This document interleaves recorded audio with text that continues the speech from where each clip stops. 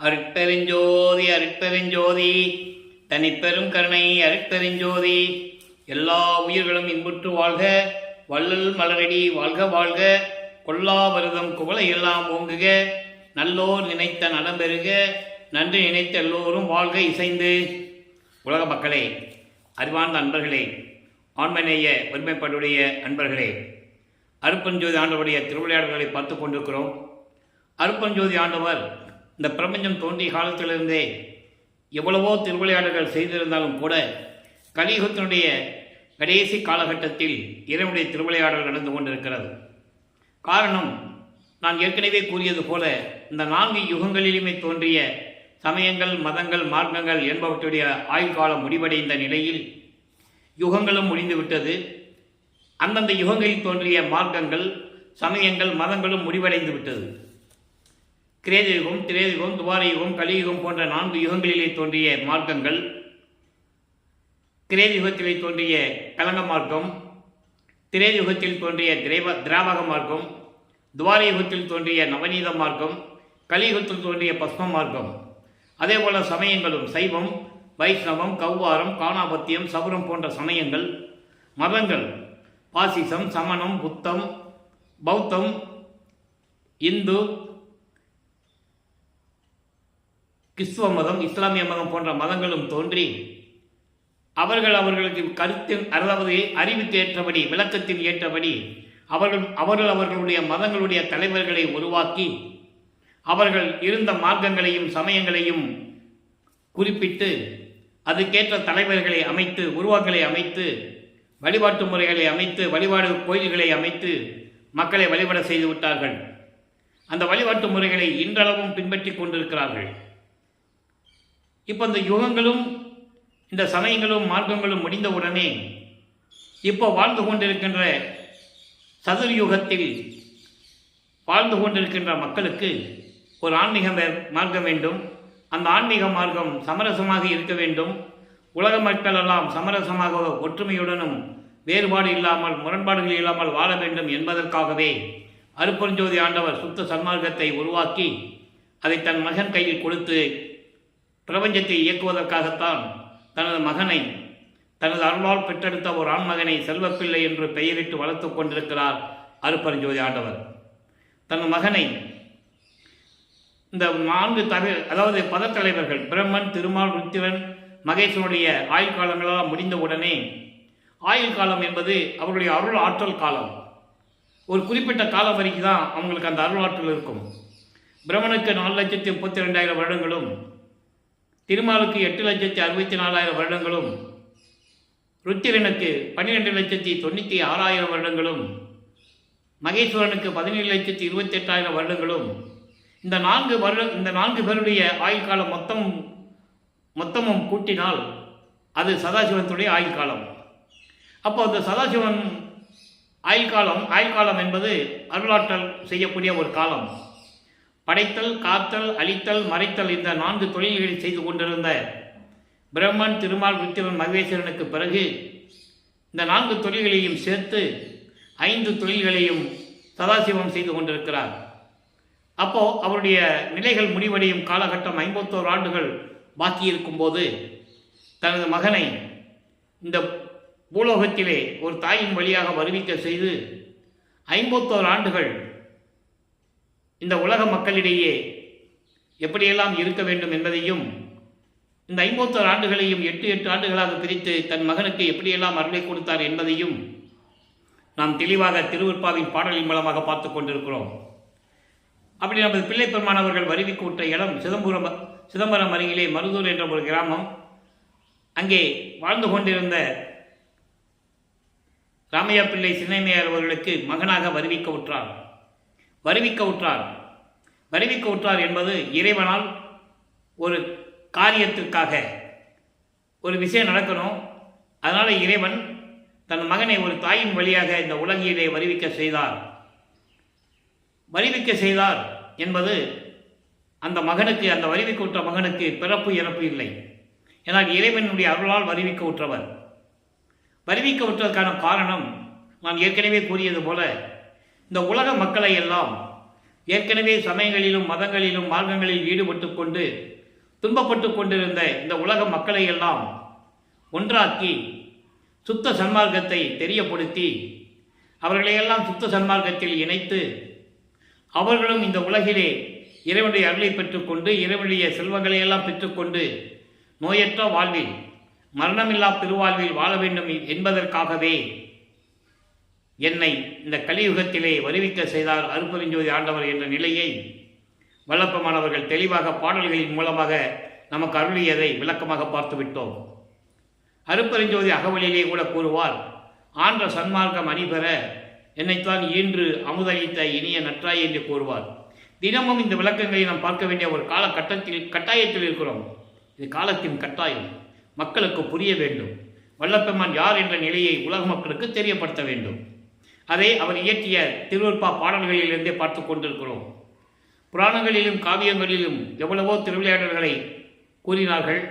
திருவருட்பாவில் நடந்த அருட்பெருஞ்சோதியுடைய திருவிளையாடல்களை மக்களிடம் முழுமையாக எடுத்து கூறவில்லை என்பதுதான் வேதனையான விஷயம்.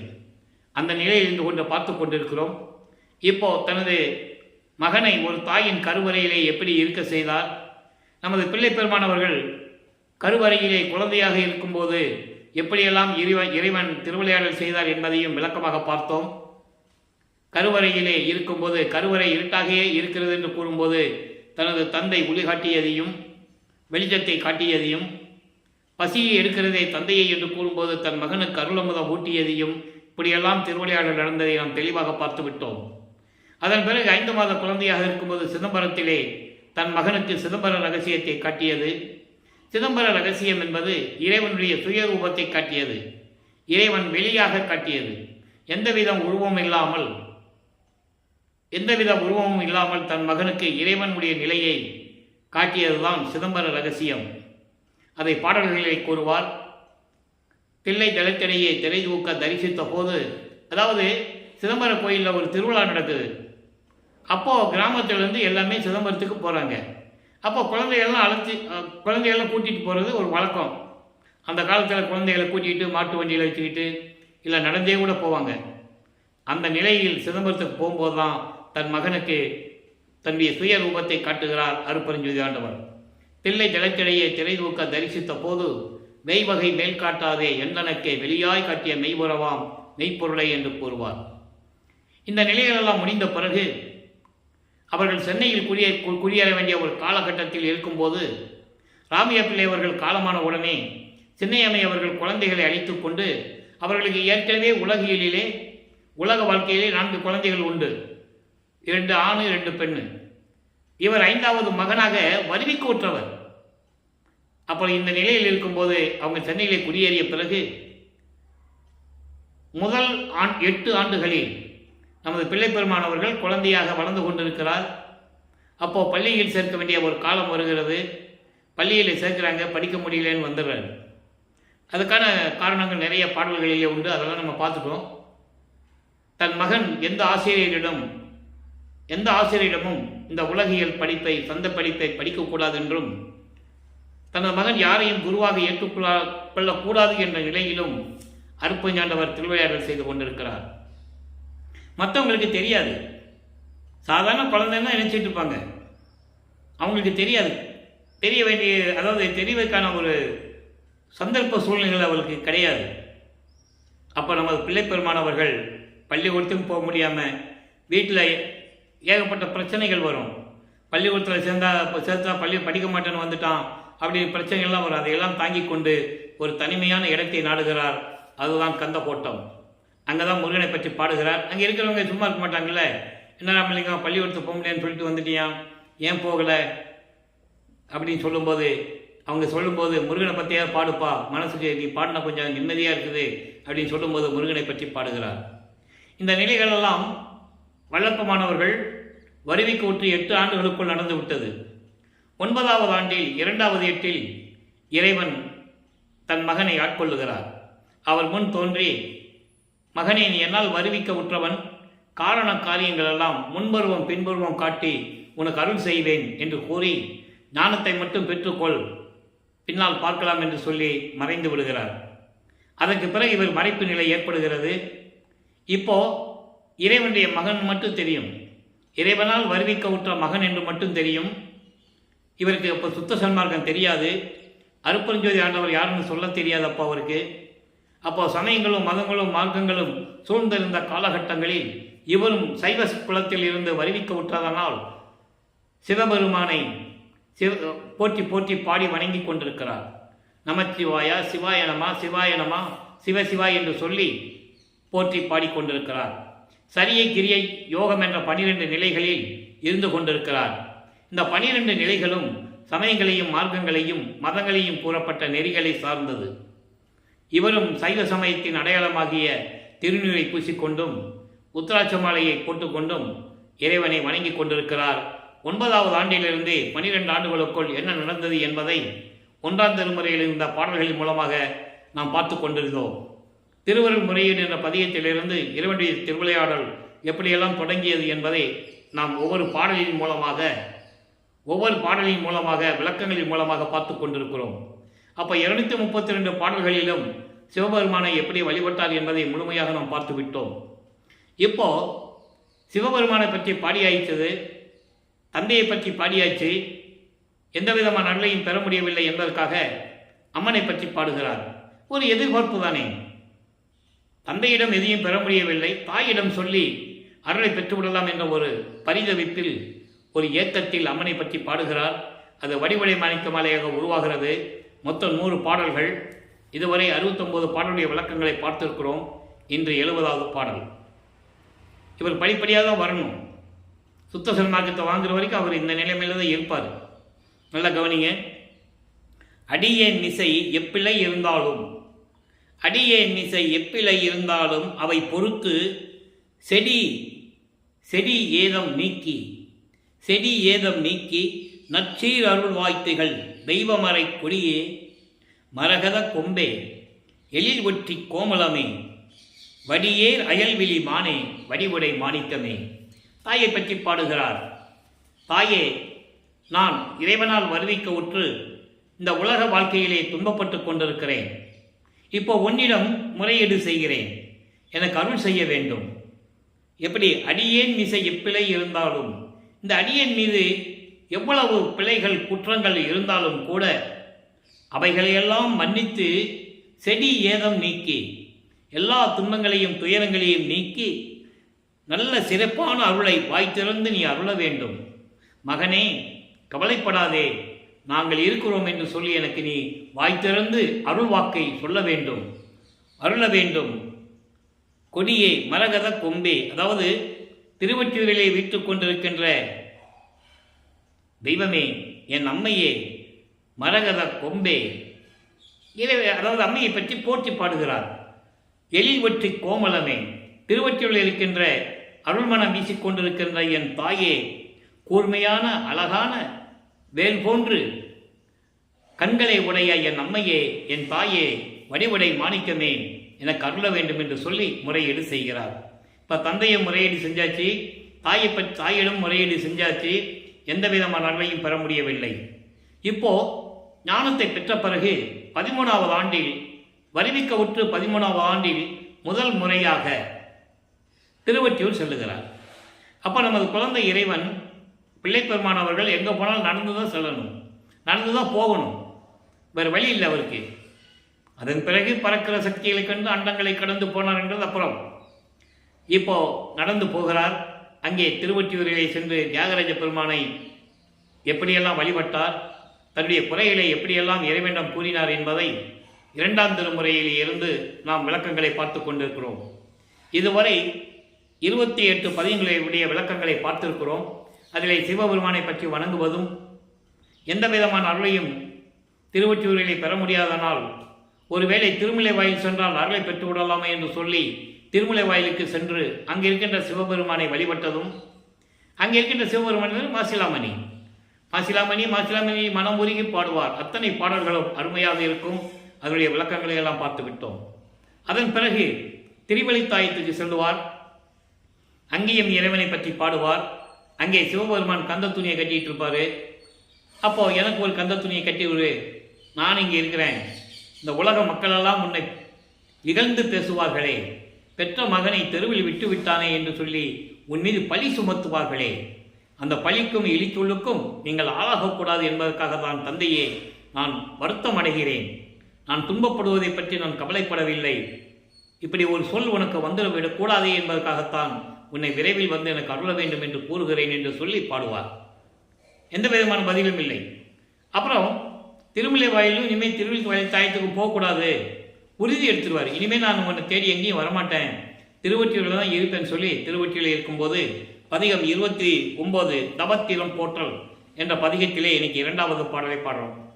இறைவனுடைய புகழை பற்றி சொல்லுவது, எப்படிப்பட்ட இறைவன், அப்படிப்பட்ட இறைவனை நான் எப்படி கண்ணால் பார்த்தேன் என்று கூறுவது, இதான் தவத்திறம் போற்றல் என்ற பதிகம். இப்போ 2வது பாடல். இப்போ வல்லப்பமானவர்கள் 9வது ஆண்டிலிருந்து 16 ஆண்டுகளுக்குள் இருந்து கொண்டிருக்கிறார். 2வது எட்டில் இருக்கிறார். இப்போ இந்த நிகழ்வு நடக்கும்போது 13வது ஆண்டிலிருந்து 16 ஆண்டுகளுக்குள் இருந்து கொண்டிருக்கிறார்.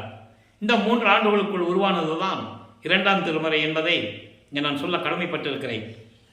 கூடும்படி முன் திருமாலும் கோலமாகி புவி இடந்து தேடும் திருத்தாள் சிவபெருமான் தியாகராஜ பெருமான் திருப்பவனி நாடும் புகழ்சேர் ஒற்றிநகர் நாடி புகுந்து கண்டேனால் ஈடும் அகன்றேன். அம்மா நான் என்ன தவம் செய்தேனோ. அம்மா என்பது ஆச்சரியமாக சொல்லுவோம்ல, அப்பா அம்மா அப்படின்னு சொல்லுவோம்ல ஆச்சரியமாக, அது பொருள். அது இப்போ அங்கே சிவபெருமானை பற்றி சொல்லுகிறார்.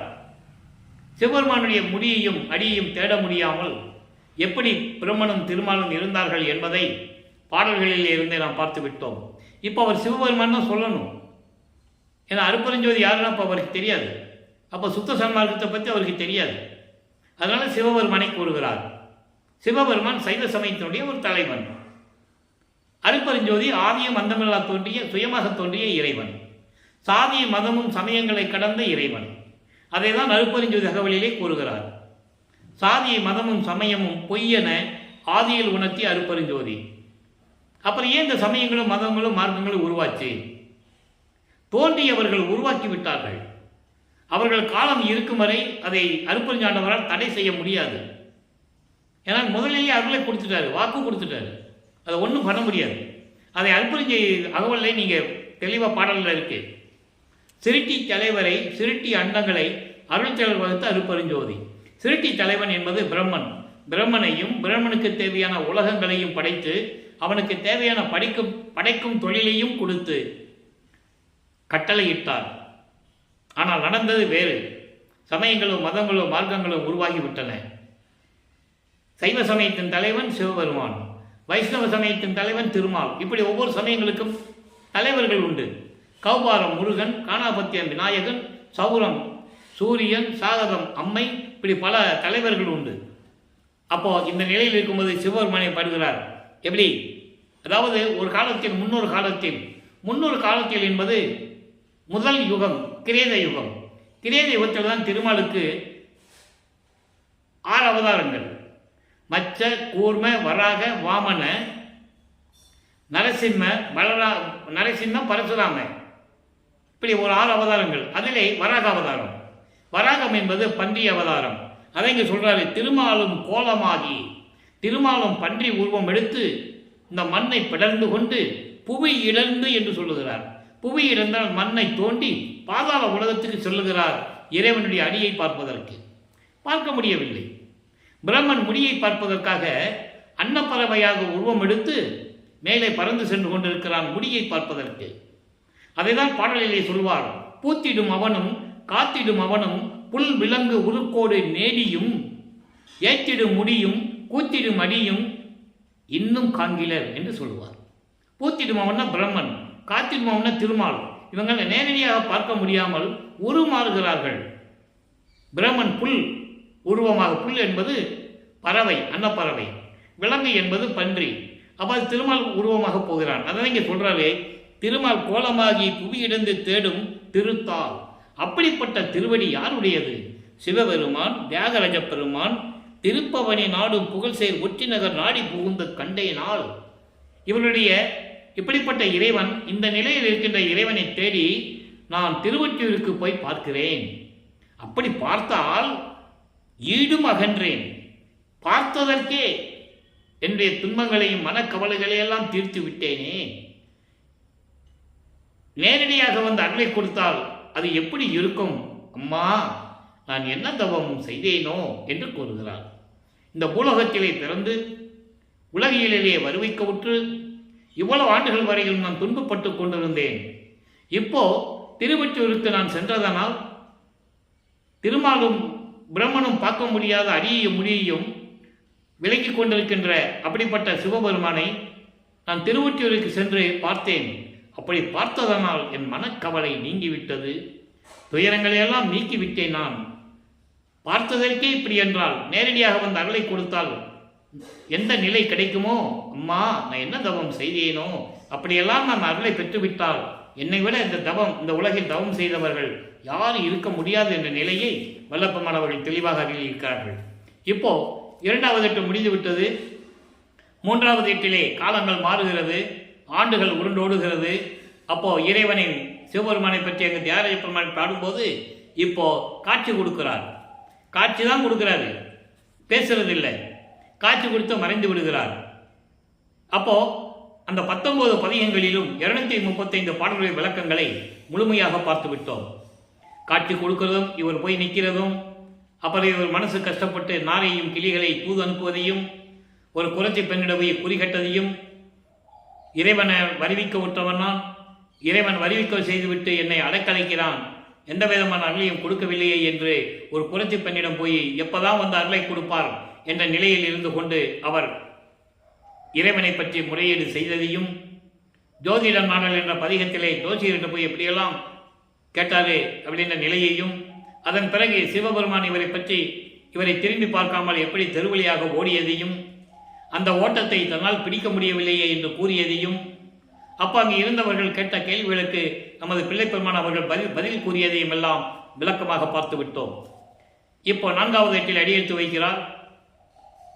அதாவது 24வது ஆண்டிலிருந்து 32 ஆண்டுகளுக்குள், அந்த 8 ஆண்டுகளுக்குள் என்ன நிலை நடந்தது என்பதை 4ஆம் திருமுறையில் இருக்கின்ற 8 பதிகங்களில் இருந்தும் 197 பாடல்களில் இருந்தும் எல்லா விளக்கங்களையும் பார்த்து விட்டோம். இப்போ எங்கேயும் நம்ம இனிமேல் போக முடியாதுன்னு முடிவு எடுத்துட்டார். முதல்ல திருவில்லித்தாயத்துக்கும் திருமலை வயலுக்கும் போகக்கூடாதுன்னு திருவொற்றியூருக்கும் போனார். இப்போ திருவொற்றியூருக்கு நான் போக மாட்டேன்னு சொல்லி முடிவு எடுத்துட்டார்.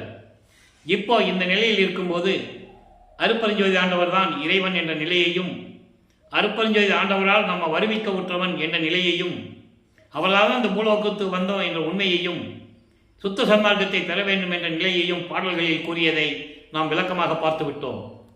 அப்போ இந்த காலகட்டங்களில் அவருக்கு திருமண ஏற்பாடுகள் நடந்து கொண்டிருக்கிறது.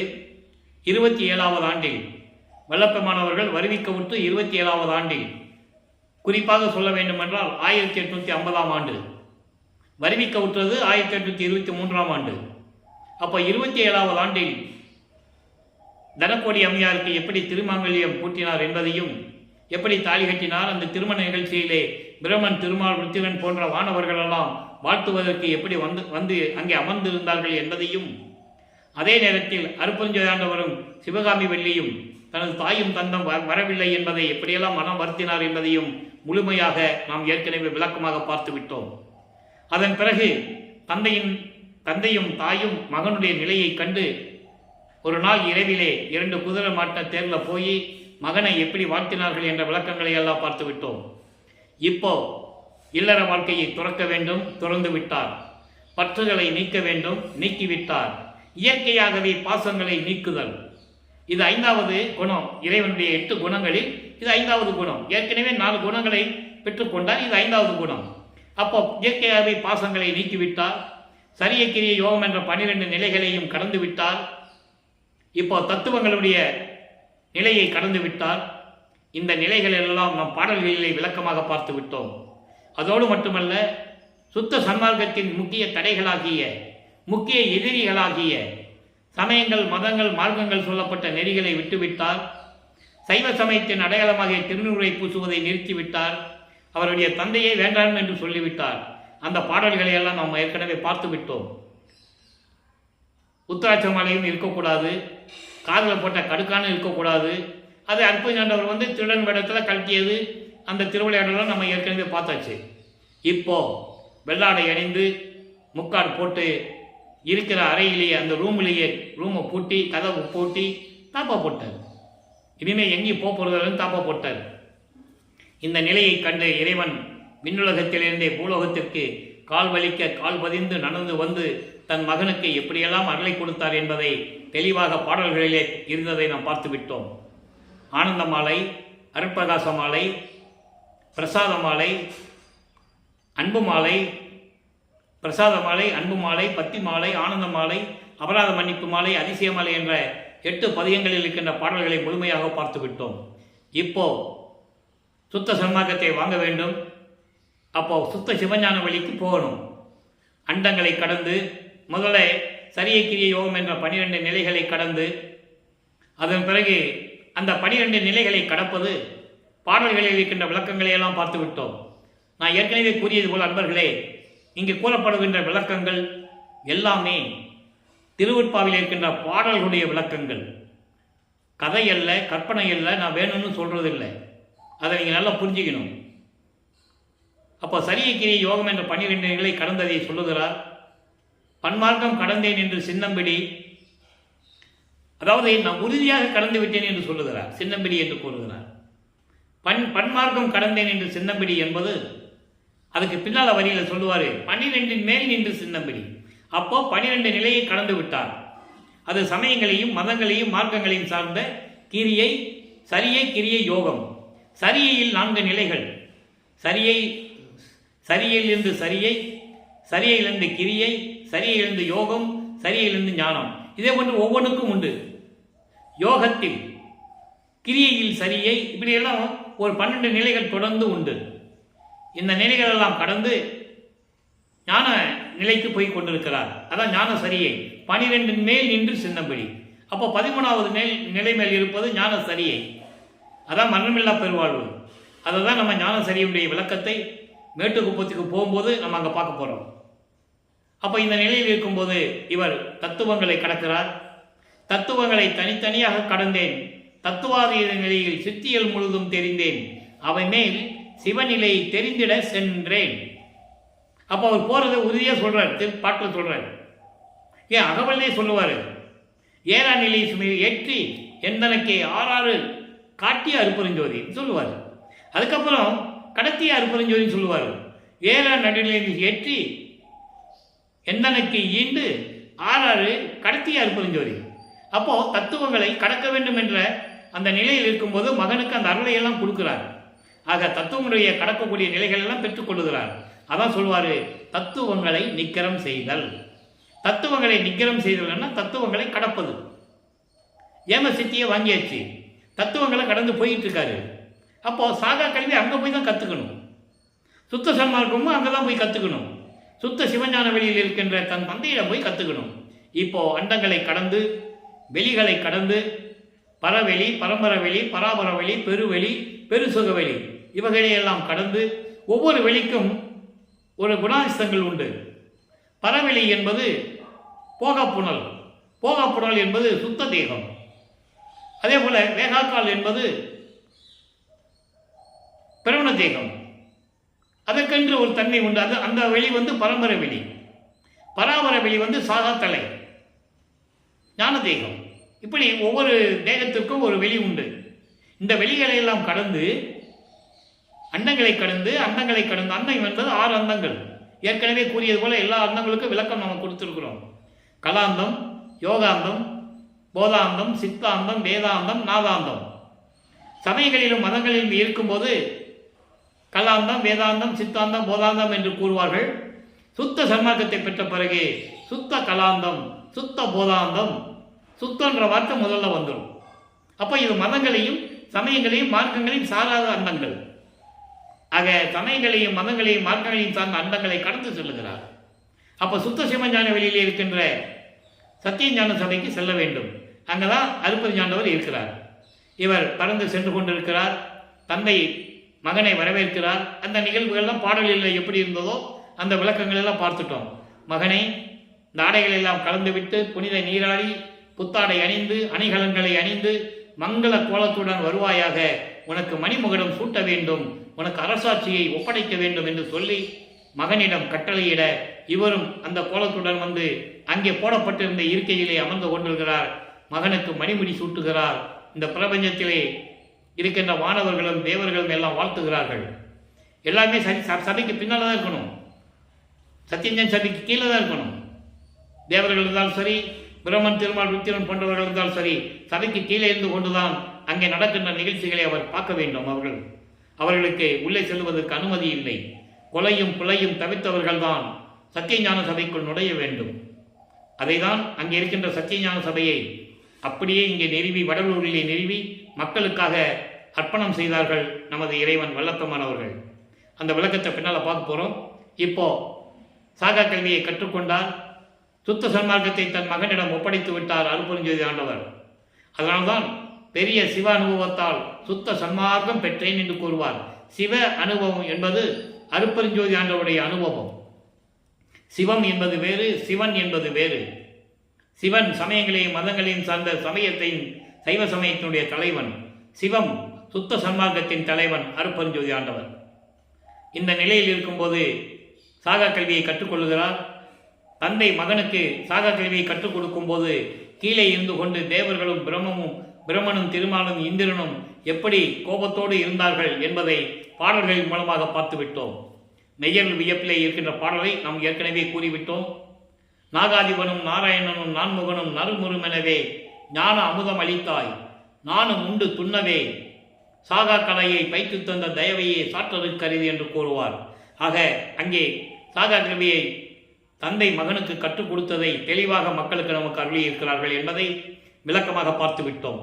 இப்போ பூலோகத்துக்கு திருமணம். இப்போ வளர்ப்பமானவர்கள் 5வது ஏட்டை கடந்து விட்டார்.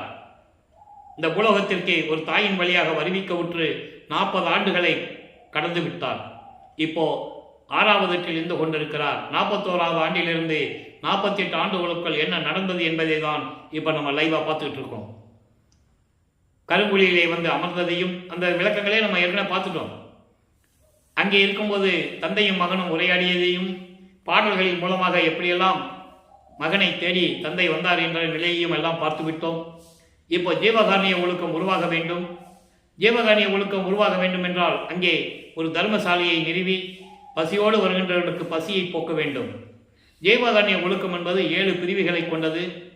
பசி, பிணி, தாகம், இச்சை, எளிமை, பயம், கொலை.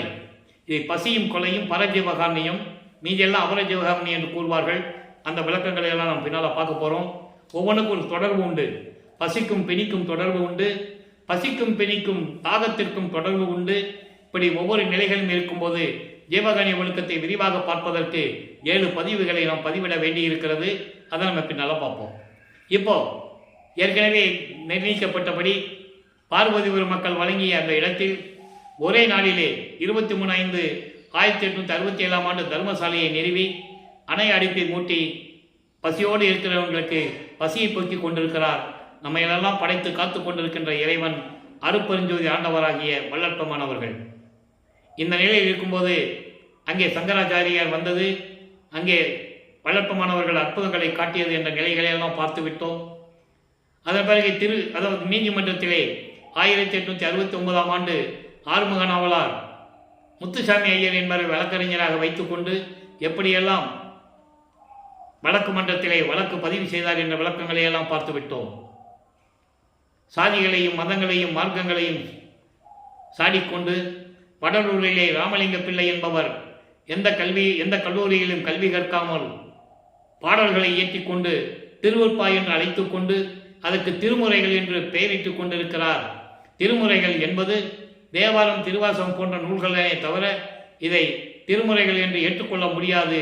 எனவே திருவருட்பாவில் இருக்கின்ற பாடல்களை மறுப்பா என்று அறிவிக்க வேண்டும் என்று வழக்கு தொடர்ந்து விட்டார். வழக்கு தொடர்ந்த பிறகு விசாரணைக்கு வருகிறது.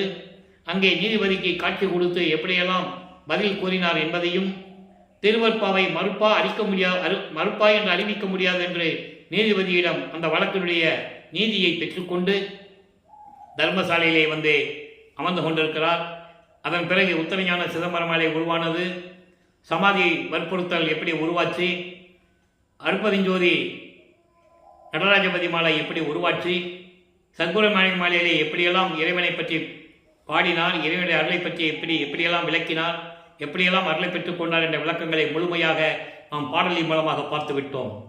இப்போ ஞான மருந்து என்ற பதிகத்திலே 117வது பதிகம் ஞான மருந்து என்ற பதிகத்திலே 10வது பாடலை பார்க்க போகிறோம். இப்போ வல்லப்பம்மன் அவர்கள் 48வது ஆண்டில் வருவிக்க உற்று 48வது ஆண்டில் இருந்து கொண்டிருக்கிறார். இனிமேல் பாக்கி 51 வருஷத்தில் 48 வருஷம் போச்சுன்னா 3 வருஷம் பாக்கி இருக்கு. அது நடந்தது தான் மேட்டுக்குப்பம் சித்தி வளாகம். நம்ம அங்கே வல்லப்பம்மனுக்கு போகும்போது நம்ம பார்க்க போகிறோம். இப்போ ஞான மருந்தில் என்ன சொல்கிறாரு? 10வது பாடல். என் அறிவுள் கொள் மருந்து என்றும் என் அறிவாகி இலங்கும் மருந்து. என்றும் என் அறிவாகி, அதான் என் மார்க்கம் என்று சொல்லுவார். தந்தை சுத்த சன்மார்க்கத்தை கொடுத்துட்டு இனிமேல் உன் மார்க்கம் என்று சொல்லும்போது என் மார்க்கம் என்று சொல்லுவார். அதே போல மெஞ்ஞான அறிவை மெஞ்ஞானத்தை கொடுக்கும்போது இனிமேல் இது உன் அறிவு என்று கூறும்போது என் அறிவு என்று கூறுவார். என் அறிவாகி இலங்கும் மருந்து, என் அறிவு இன்ப மருந்து, என்னுள் என் அறிவுக்கு அறிவு என்னும் மருந்து. இறைவனுடைய நிலையையும் தன்னுடைய நிலையையும் கூறுகிறார். அதாவது என் அறிவு நிலை விளங்கி கொண்டு என் அறிவினில் கலந்த மருந்து. மருந்து என்பது இறைவன், அருட்பெருஞ்சோதி ஆண்டவர். இதை ஏன் கூறுகிறார் என்றால், ஒரு தாயின் வழியாக இந்த பூலோகத்திற்கு வருவிக்க உற்று சமயங்களையும் மதங்களையும் மார்க்கங்களையும் சார்ந்திருந்த போது அப்போ எனக்கு அற்ப அறிவாக இருந்தது என்று கூறுவார். இது எங்கே நடந்ததுன்னா, மேட்டுக்குப்பத்தில் சித்தி வளாகத்தில் சன்மார்க்கக்குடி சுத்த சன்மார்க்கக்குடியை ஏற்றி உபதேசம் செய்யும் போது அங்கே இருக்கின்றவர்கள் கேட்கின்ற கேள்விக்கு பதில் கூறுகின்ற ஒரு இடத்தில் கேட்பாங்கல்ல, இப்படியெல்லாம் நீங்கள் சிவபெருமான் சொன்னீங்க, திருநீர் பூசிட்டு இருந்தீங்க, உத்தராட்ச மலை போட்டுட்டுலாம் பாடிக்கிட்டு இருந்தீங்க அப்படின்லாம் சொல்லும்போது சொல்லுகிறார், அப்போ எனக்கு அற்ப அறிவாக இருந்தது சொல்லுவார். அவருக்கு அறிவு இல்லாமல் இல்லை, மறைப்பு நிலை. அதை மக்கள்கிட்ட சொன்னால் புரியாது. எனக்கு மறைப்பு நிலை இருந்ததுப்பா, அதனால் நான் சொல்லிட்டேன்னு சொன்னால் அவங்களுக்கு புரியாது. அதனால் என்னுடைய அறிவில் கொஞ்சம் அற்பமாக இருந்தது. அற்பம் என்பது அப்போ எனக்கு கொஞ்சம் தான் தெரியும். அப்போ எனக்கு அறிவில் முழுமையாக எனக்கு விளங்கவில்லை, இப்போ விளங்கி விட்டது என்று கூறுவார். அதை தான் இங்கே சொல்கிறாரு, என் அறிவினுள் கலந்த மருந்து. அப்படி சமயங்களையும் மதங்களையும் மார்க்கங்களையும் சார்ந்திருந்த போது, எனக்கு தெரியாத என் அறிவு இல்லாத இருந்தபோது சுத்த சன்மார்க்கத்தை கொடுத்து என் அறிவிலே கலந்தவர். அப்படா அவருக்கு அந்த அறிவு வந்துவிட்டது. அப்படிங்கும்போது அவர் சொல்லுவார், ஏன் கொடிப்பாட்டிலேயே சொல்லுவார், வெறிக்கும் சமய குழியில் விளைந்தேன் தன்னை விழாத வகை மறித்து ஒரு பேர் அறிவளித்த வள்ளல் கொடி. அதான் இங்க சொல்றார். சமயக்குழி, துன்பங்களையும் துயரங்களையும் நிறைந்த அந்த சமயம் என்ற குழியிலே நான் விழ நினைக்கும் போது, ஏன்னா அப்ப அவருக்கு அதான் தெரியும், தன்னை விழாத வகை மறித்து, அப்போ 32வது ஆண்டில் விழாத வகை மறித்து பேரறிவு அளித்த வள்ளல் கொடி. அதை இங்க சொல்றாரு, என் அறிவினுள் கொள் மருந்து. ஏன்னா சுத்த சன்மார்க்கத்தை வாங்கும்போது இந்த சமயங்களையும் மதங்களையும் மார்க்கம் சொல்ல நெறிகள் முழுவதுமாக நீக்க வேண்டும், இருக்கக்கூடாது. அதனால சொல்றாரு, என் அறிவினுள் கொள் மருந்து, என்றும் என் அறிவாகி இலங்கும் மருந்து. என்றும் எக்காலத்தும் சுத்த சன்மார்க்க நெறியை கொடுத்து மெஞ்ஞானத்தை கொடுத்து என் அறிவினுள் விளங்கி கொண்டிருக்கின்ற இறைவன் அருட்பெருஞ்சோதி ஆண்டவர். இலங்கு என்பது விளங்கி கொண்டிருக்கின்ற இறைவன். என் அறிவு இன்ப மருந்து, என் பேரின்பமான நிலையில் இருக்கின்ற இறைவன். என்னுள் என் அறிவுக்கு அறிவு என்னும் மருந்து, என் உள்ளத்தில் விளங்கும், அதை சொன்னது போல மெஞ்ஞான நிலையில் இருந்து கொண்டிருக்கின்ற இறைவன் அருட்பெருஞ்சோதி ஆண்டவர். அவர் மெஞ்ஞானத்தை எனக்கு கொடுத்தார். அந்த மெஞ்ஞானத்தில் அந்த நிலையில் நான் இருந்து கொண்டிருக்கிறேன். இதையெல்லாம் வழங்கியவர் எனது தந்தை அருட்பெருஞ்சோதி ஆண்டவர் என்று கூறுகிறார். இப்போ 147வது பதிகம் அனுபவ மாலையிலே இன்னைக்கு 70வது பாடல். 1ஆம் திருமுறையிலே வடிவுடை மாணிக்க மாலையிலே 70வது பாடல் எந்த நிலையில் இருந்தது? அங்கே சிவபெருமான் என்று குறிப்பிடுவார். அது சமயங்களையும் மதங்களையும் மார்க்கங்களையும் சார்ந்த ஒரு தலைவனை ஏற்றுக்கொண்டிருக்கும் போது அந்த நிலை, அதை தான் நீங்க கவனமா வச்சுக்கணும்.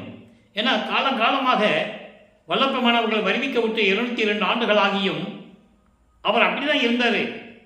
அவர் அப்படிதான் பாடினாரு, அவர் அப்படிதான் திண்ணு பூசிட்டு இருந்தாரு, அப்படிதான் உத்தராட்ச மாலையை போட்டுட்டு இருந்தாரு, அப்படின்னு தான் இன்றைய பகல் வரை பேசிட்டு இருக்காங்க. இருந்தது உண்மைதான். ஆனால் எந்த நிலையில் இருந்தார்? அப்போ அவருக்கு சுத்த சன்மார்க்கம் தெரியாது. அதனால் அந்த நிலையில் இருந்து கொண்டிருந்தார். அந்த நோக்கத்திற்காகத்தான் தனது மகனை அங்கே இருக்க வைக்கிறார் அருட்பெருஞ்சாண்டவர். அங்கே இருக்கணும், அதை அனுபவிக்கணும், அனுபவிச்சுட்டு அந்த அனுபவத்தை மக்களிடம் சொல்லணும். நாங்கள் இருந்தேன், அதில் ஒன்றுமே இல்லை, எந்த விதமான லாபமும் கிடையாது, சுத்த சன்மார்க்கத்தை பெற்றதனால் எனக்கு இந்த லாபம் கிடைச்சதுன்னு சொல்லுவார் பேருபதேசத்தில். அந்த நிலைகள்லாம் பின்னால் பார்க்க போகிறோம். ஆக அனுபவ மாலை என்பது இறைவனிடமிருந்து அனுபவங்களை பெற்றுக்கொண்டது.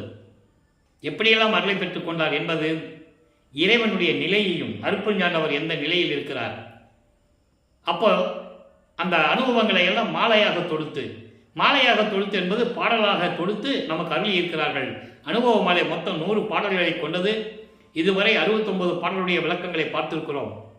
ஒவ்வொரு காலகட்டத்திலும் ஒவ்வொரு திருமுறையிலும் இருக்கின்ற பாடலுடைய விளக்கங்களை வைத்து நமது பிள்ளை பெருமானவர்கள் எப்படியெல்லாம் இருந்தார்கள், சமயங்களையும் மதங்களையும் மார்க்கங்களையும் சார்ந்து இருந்த போது எப்படி இருந்தார்கள், அப்போ எப்படி நிலை நடந்தது, சுத்த சன்மார்க்கத்தை பெற்ற பிறகு இறைவனுடைய நிலை எப்படி நடந்தது, அந்த அனுபவங்களை கூறுகிறார். இந்த அனுபவ மாலை என்பது ஏற்கனவே நான் கூறியது போல தன்னை மனைவியாகவும் இறைவனை கணவனாகவும் வர்ணனை செய்து, ஏன்னால் காதலை சொல்ல வேண்டும் என்றால் ஒரு ஆணும் ஒரு பெண்ணும் இருக்க வேண்டும். அந்த நிலையில் இருந்து கொண்டு தோழியிடம் சொல்லுவது போல, தோழி என்பது உள்ள மனதிடம் சொல்லுவது போல அந்த விளக்கத்தை உலக மக்களுக்கு தருகிறார். நல்லா கவனிங்க. காலையிலே வருகவர் என் கணவர் என்றே நினக்கு கலரினன் என்பது உனக்கு சொன்னேன், தோழிகிட்ட சொல்றார். அதை உலக மக்களுக்கு சொல்லுவது போல நம்ம எடுத்துக்கொள்ள வேண்டும். முதலில் தோழியிடம் என்ன சொல்லுகிறார், அதனுடைய மைய கருத்து உலக மக்களுக்கு எப்படி சொல்ல வேண்டும், அந்த விளக்கத்தை தான் நம்ம பார்க்கிறோம். காலையிலே வருவுகள் என் கணவர் என்று எனக்கு கலரினன், காலையிலே எனது கணவர் வருவார் என்று உனக்கு சொன்னேன். தோழி, உனக்கு நான் சொன்னேன், ஆனால் நான் என்னல் அது காதில் உற்றது இல்லையே. நான் சொன்னதை கொஞ்சம் கூட உன் காதில் நீ கேட்டுக்கலையே. என் கணவர் வரேன்னு சொல்லிட்டேன், அதை நான் சொன்னதை உன் காதில் கொஞ்சம் கூட கேட்டுக்கலையே. நீ பாட்டு இருக்கிற, கேட்காத மாதிரி இருக்கிற, வேலை இல்லாதது போலே சொல்லிட்டாரா. எதுவுமே வேலை இல்லாதவ எப்படி இருப்பா, வம்பு பேசிகிட்டு இருப்பா, 4 பெண்களை கூட்டு வச்சு பேசிட்டு வம்பு தான் பேசிகிட்டு இருப்பா. அதை போல நீ இருக்கிற, நான் சொல்றது காதலே நீ கேட்கல, வம்பு பேசி அளக்கின்றாய், வீம்பு பேசி கொண்டிருக்கிறாய் நீ. தோழியே, விடிந்தது, இப்போ விடிஞ்சிருச்சு, அருட்பெருஞ்சோதி வந்தாச்சு, நான் தனித்து இருக்க வேண்டும், நான் தனியில் இருக்க வேண்டும். ஆதலினால் சோலையிலே மலர் கொய்து தொடுத்து வந்தே புறத்தில் சூழ்ந்திருப்பாய் தோழி. நீ என்ன பண்ற, நந்தவனத்துக்கு போய் பூக்களை பறித்து கொண்டு வந்து மாலையா தொடுத்து நீ வெளியில் நின்றுட்டு, நீ வெளியில் தான் நிற்கணும். நீ வெளியில் நின்றுட்டு ஏன் இதை சொல்லுகிறார் என்பதை விளக்கமாக பார்க்க போகிறோம். நீ வெளியில இரு, என்றன் துணைவர் வந்தவுடனே, என் கணவர் வந்தவுடனே ஓலை உராதியானவரை அப்படி என்றால் இது நிறைய பொருள் உண்டு. அதாவது சத்தம் போட்டு பேசாதவர் அப்படின்னா சாந்தமாக இருக்கின்றவர், மௌனமாக இருக்கின்றவர், அமைதியாக இருக்கின்றவர், அருள் ஒளி கொண்டவர். இப்படி எந்த பொருள் வேணாலும் நீங்கள் எடுத்துக்கலாம், எல்லாமே கூட இது பொருத்தமாக இருக்கும். ஓலை உராதியானவரை, அப்படி அமைதியானவரை, முகத்திலே புன்னகை பூத்து தவழ்ந்து கொண்டிருக்கின்ற மதி போல அந்த அருள் ஒளி கொண்ட அந்த முகத்தை அவரை பார்த்து நான் கலந்து அவரும் நானும் ஒன்றான பின்னர், நாங்கள் கலந்து ஒன்றான பின்னர் உன்னை அழைக்கின்றேன் உவந்தே, பெரும் மகிழ்ச்சியோடு உன்னை கூப்பிடுறேன், நீ வான்னு சொல்ற. இது தோழியிடம் சொல்லுவது போல இருக்கின்ற பாடல். இப்போ இதனால் உலக மக்களுக்கு என்ன சொல்ல வர, உலக மக்களே, இறைவன் நான் காலையில் வருகிறான் என்று சொல்லிக் கொண்டிருக்கிறேன், ஆனால் நீங்கள் அதை காதிலே போட்டுக் கொள்வது இல்லை, நான் சொல்லுவதை நீங்கள் ஏற்றுக்கொள்வதே இல்லை, வீம்பு பேசிக்கிட்டு விதாண்டவாதம் பேசிக்கிட்டு இருக்கிறீர்கள். நீங்கள் என்ன பண்ணுங்க, இறைவன் வரும்போது நாம் தனித்து இருக்க வேண்டும். ஏன்னால் அங்கே இருக்கின்றவர்கள் சுத்த சன்மார்க்கத்தை சேர்ந்தவர்களும் சமயங்களையும் மதங்களையும் மார்க்கங்களையும் பின்பற்றிக் கொண்டிருக்கின்றவர்களும் இருப்பார்கள். இருந்து கொண்டிருக்கிறார்கள். அப்போ அவங்களை தனியாக நிற்க சொல்லுகிறார். இறைவன் வரும்போது சுத்த சன்மார்க்கத்தை பெற்றவர்கள் தான் அங்கே இருக்கணும், மித்தவர் கொஞ்சம் வெளியே தான் நிற்கணும். நீங்கள் என்ன பண்ணுங்க, வெளியே போயிட்டு ஒரு மாலை வாங்கிட்டு வாங்க, அவங்களுக்கு வேலை சொல்கிறேன். யார சமயங்களையும் மதங்களையும் மார்க்கங்களையும் சார்ந்தவங்களை வேலை சொல்லி அவங்கள வெளியே நிற்க சொல்கிறார். சுத்த சன்மார்க்கத்தவர்களுக்கு உள்ளே நிற்க சொல்கிறார். அப்போ நீ போயிட்டு வெளியே புறத்திலே இரு. அகழ்முகம் கொண்ட அவரை, சார்ந்த ஒளிமுகம் கொண்ட எனது கணவரை நான் பார்த்து கலந்து நானும் அவரும் ஒன்றான பின்னர் உன்னை அழைக்கின்றேன், உங்களை எல்லாம் நான் கூப்பிடுறேன், மகிழ்ச்சியோடு கூப்பிடுறேன், நீங்களும் வாங்க. அப்படி என்றால் நீங்கள் புறத்தில் இருக்கும்போது சுத்த சன்மார்க்கத்தை பற்றி தெரிந்து கொண்டு சுத்த சன்மார்க்க நெறிகளை பின்பற்றி கொண்டு நீங்கள் வாருங்கள், ரெடி, தயாராக இருங்கள், நான் உங்களை கூப்பிடுறேன். இதான் இந்த பாட்டுடைய விளக்கம். சுத்த சன்மார்க்கத்தை பெற்றுட்டு நீங்கள் இருங்க, ஏன்னா சுத்த சன்மார்க்க பெற்றவர்கள் அங்கே இருக்கிறாங்க. அதான் சொன்னாரு, வருவார் அழைத்து வாடி வடலூர் வரதிசைக்கே வந்தால் பெறலாம் நல்ல வரமே. வருவார் அழைத்து வாடி என்பது ஏற்கனவே நான் பல விளக்கங்கள் கொடுத்திருக்கிறேன். வருவார் அழைத்து வாடி என்பது இந்த நிலைதான். சுத்த சன்மார்க்க போய் ஒரு ஆளை கூப்பிடும்போது, நீ வடலூருக்கு வான்னு கூப்பிடும்போது சொல்லி கூப்பிட்டு வரணும். அப்படி சொல்லி கூப்பிட்டு வந்தால் இங்கே வந்தால் நல்ல வரங்களை பெறலாம். அதான் இங்கே சொல்கிறாரு, சுத்த சன்மார்க்கர் எல்லாமே இங்கே கலந்துருப்பாங்க. நான் இறைவன் வர்றாருன்னு சொல்கிறேன். அவர் சொன்னதை யாருமே நம்பலைங்க. அதான் முக்கியமான விஷயம். அவர் ஏன் சொல்கிறாரு, எதுக்கு சொல்கிறாரு என்ற நிலையில் யாருமே இல்லை. அவர் சொன்னதை யாரும் கேட்கல, என்னமோ சொல்கிறாரு. இந்த நிலையில் தான் இருந்தார்கள். அதை உறுதிப்படுத்துகிறார் பாடலின் மூலமாக. நான் காலையிலே இறைவன் வர்றாருன்னு சொல்கிறேன், நீங்கள் காதில் கேட்காத மாதிரி இருக்கிறீங்க. கூட்டமாக சேர்ந்துக்கிட்டு வம்பு பேசிக்கிட்டு வாக்குவாதம் செஞ்சுக்கிட்டு இருக்கிறீங்க. இப்போ விடிஞ்சிருச்சு. நான் ராத்திரி ஃபுல்லாக சொன்னேன், யாரும் நீங்கள் கேட்குற மாதிரி இல்லை. இப்போ விடிஞ்சிருச்சு, நான் தனியாக இருக்கணும். ஏன்னா விடிந்தது, நான் தனியாக இருக்கணும். நீங்களாம் என்ன பண்ணுறீங்க, வெளியே போய் நில்லுங்க. வேணா ஒரு மலர்களை கொய்து பூக்களை பறித்து மாலையை தொட்டு தயார் நிலையில் இருங்க. நானும் அவரும் கலந்த பிறகு நான் சொல்லி அனுப்புகிறேன், நீங்கள் வாங்க. நான் சந்தோஷமாக மகிழ்ச்சியோடு சொல்லி உங்களை கண்டிப்பாக நான் கூப்பிடுறேன், நீங்கள் வாங்கன்னு சொல்கிறார். அப்படின்னா என்ன நிலை என்றால் சுத்த சன்மார்க்கத்திற்கு அழைக்கிறார். காரணம், ஒரு இடத்துல சொல்லுவார், ஐயோ என் மக்கள் ஆயிற்றே, உண்மையான இறைவனை தெரியாமல் இருந்து கொண்டிருக்கிறீர்களே, தெரியாம உண்மையான இறைவன் யாருன்னு தெரியாம, சுத்த சன்மார்க்கம் என்னன்னு தெரியாம இப்படி தவித்துக் கொண்டிருக்கிறீர்களே, நமரங்கால் என்னவர்களே, உங்களை பார்த்து நான் வேதனைப்படுகிறேன். ஒரு இறைவன் மக்கள்கிட்ட சொல்றாருங்க, நீங்க வாங்க, சுத்த சன்மார்க்கத்தை வாங்க, மரணமில்லா பெருவாள் நீங்க வாங்கிக்கங்கன்னு சொல்றாரு. அதைதான் ஞானசரியிலே கூறுவார் முதல் பாடலிலே. நினைந்து உணர்ந்து நெகிழ்ந்து எப்படி இறைவனை கூப்பிட சொல்றாரு பாருங்க. தவம் இருக்க சொன்னாரா? கடலுக்குள்ள போய் தவம் இருக்க சொன்னாரா? மலைக்கடியில் போக சொன்னாரா? காட்டுக்குள்ள போக சொன்னாரா? மரத்துக்கடியில் உட்கார்ந்து புத்தக அளவுக்கு உட்கார்ந்துங்கன்னு சொன்னாரா? இல்லை. உள்ளத்தில் நினைந்து உணர்ந்து இவன் தான் இறைவன் என்ற நிலையை நீங்கள் உணர வேண்டும். முதல்ல ஜோதி வடிவில் இருக்கிறார் அருப்பெருஞ்சோதி ஆண்டவர்.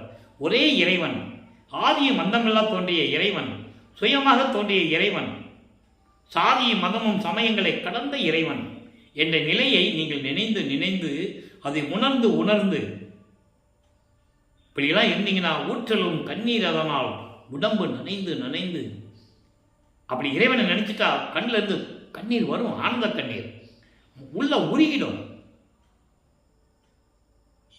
எப்படி இறைவனை கூப்பிட சொல்றாரு? அருளமுதே, நன்னிதியே, ஞான நடத்தரசே. அங்கக்கும் இங்கக்கும் டிஃபரன்ஸ் பார்க்கணும். நீங்க வேறுபாடு சமயங்களிலும் மதங்களிலும் அந்த நெறிகளை பின்பற்றி கொண்டிருக்கும் போது நமச்சிவாயா, சிவாயனமா, சிவபெருமானே, தியாகராஜ பெருமானே, நடராஜனே, சொக்கநாதனே இப்படியெல்லாம் சொல்லுவார். சுத்த சன்மார்க்கத்தை பெற்ற இறைவன் எப்படி சொல்றாரு? அருளமுதே, நன்னிதியே, ஞான நடத்தரசே, என் உரிமை நாயகனே. என்னை படைத்தவன் நீ அல்லவா என்ற நிலையில் இருக்க வேண்டும். பிரமன் படைக்கவில்லை இப்ப இருக்கின்ற மக்களை, திருமால் காக்கவில்லை, அவங்க நிலைகள்லாம் முடிஞ்சிருச்சு. இப்ப 5 தொழிலையும் படைத்தல், காத்தல், அழித்தல், மறைத்தல், அருளல் 5 தொழில்களையும் செய்து கொண்டு இந்த பிரபஞ்சத்தை இயக்கிக் கொண்டிருக்கின்றவர் வளர்பெருமான். அதனுடைய விளக்கங்களை எல்லாம் பார்த்து விட்டோம். இதை ஏன் மறுபடியும் சொல்ல வேண்டிய கட்டாயத்தில் இருக்கிறோம்? இறைவனை பற்றி தெரிய வேண்டும். வள்ளலார் யார் என்பதை உலக மக்கள் அறிய வேண்டும். அவன் இறைவனுடைய மகனாக வருவிக்கொற்றவர். இறுதியிலே அருப்பஞ்சாண்டவர் பிரிந்த தன் சக்தியோடு மகன் 51 வருஷம் பூலோகத்தில் விட்டுட்டாரு. இப்போ மறுபடியும் சேர்ந்துக்கணும். ஏன்னா இறைவன் ஒருவன் தான் இருக்க முடியும். தன் மகனை தன்னோடு இணைத்துக் கொண்டு அருப்பெருஞ்சோதி ஆண்டவராகிறார். அதான் கான்செப்ட். அப்போ இந்த நிலையில் இருக்கும்போது எப்படியெல்லாம் உலக மக்களே சொல்றாரு, நன்னிதியே ஞான நடத்தரசை என்று வணைந்து வணைந்து ஏத்துதும் நாம் வம்பின். இப்படியெல்லாம் நம்ம இறைவனை வணங்கலாம். வாங்க, வம்பின் என்றால் வாருங்கள். உலகீர் இப்படி வந்து விட்டால் உலகீர், உலக மக்களே மரணமில்லா பெருவாழ்வில் வாழ்ந்திடலாம் கண்டீர். உங்களுக்கு ஏது பிறப்பு இறப்பு, மரணமே இல்லையே உங்களுக்கு. இறைவனுடைய அருளால் அவனுடைய திருவடியிலே இருக்கலாமே. மரணமில்லா பெருவாழ்வில் வாழ்ந்திடலாம் கண்டீர். புனைந்துரையேன் பொய் புகழேன். நான் பொய் சொல்லல, கட்டு கதையா சொல்லல, எடுத்து சொல்லல, உண்மையை சொல்லுறேன், சத்தியமே சொல்லுகின்றேன். பொற்சபையில் சிற்சபையில் புகுந்தருணும் இதுவே. சத்தியஞான சபைக்கு வர வேண்டிய நேரம் இதுதான், சரியான நேரம், வாருங்கள் என்று அழைக்கிறார். அதை தான் இங்க சொல்றாரு. ஒன்றான பின்னர் உன்னை அழைக்கின்றேன் தோழி உவந்து. தோழியே, உன்னை மகிழ்ச்சியோட சந்தோஷமா உன்னை கூப்பிடுறேன். ஏன்னா இறைவன் நானும் கலந்துக்க போறோம். அதை அப்படியே உலக மக்களுக்கு சொல்லுகிறார். உலக மக்களே, நானும் இறைவனும் ஒன்றான பின்னர், கலந்த பின்னர் உங்களை நான் கூப்பிடுறேன். மன மகிழ்ச்சியோடு பேரின்பத்தோடு கூப்பிடுறேன். அப்ப நீங்க வாங்க அப்படின்னு சொல்றாரு. அப்ப அந்த நிகழ்வு நடந்தது எங்கே? சித்தி விழாகம். அதை நம்ம பின்னால பார்க்க போறோம்.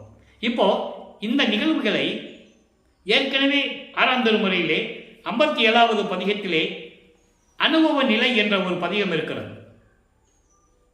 அங்கே எப்படி சொல்றாரு? இப்படியெல்லாம் நடக்க போகும் என்பதை முன்கூட்டியே கூறுகிறார். இப்ப நம்ம பேசிட்டு இருக்கிறது அனுபவ மாலை என்பது 147வது பதிகத்தில் முடிவா பார்த்துட்டு இருக்கோம். அதையே அனுபவ மாலை என்ற நிலையில் இருந்து கொண்டு அனுபவ நிலை என்ற பதிகத்திலே இதை சொல்லுவார். 57வது பதிகம் அனுபவ நிலை 7வது பாடலில் சொல்லுவார். இங்கே 70வது பாடலில் இருக்கின்றதை அங்கே 7வது பாடலில் ஏற்கனவே முதலே சொல்லிடுவார். அது எப்படின்னா, கூடிய நாள் இதுதான் தருணம். இங்க என்ன சொல்றாரு? அவர் வர்றாரு, நீங்க எல்லாம் தயாராக இருங்க, சுத்த சன்மார்க்கத்தில் இருந்துட்டு தயாராக இருங்க, நான் உங்களை மகிழ்ச்சியோட கூப்பிடுறேன், நீங்க வந்து சுத்த சன்மார்க்கத்தில் சேர்ந்துக்கங்கன்னு சொல்றாரு. அங்க என்ன சொல்றாரு? அனுபவ நிலையில கூடிய நான் இதுதான் தருணம்.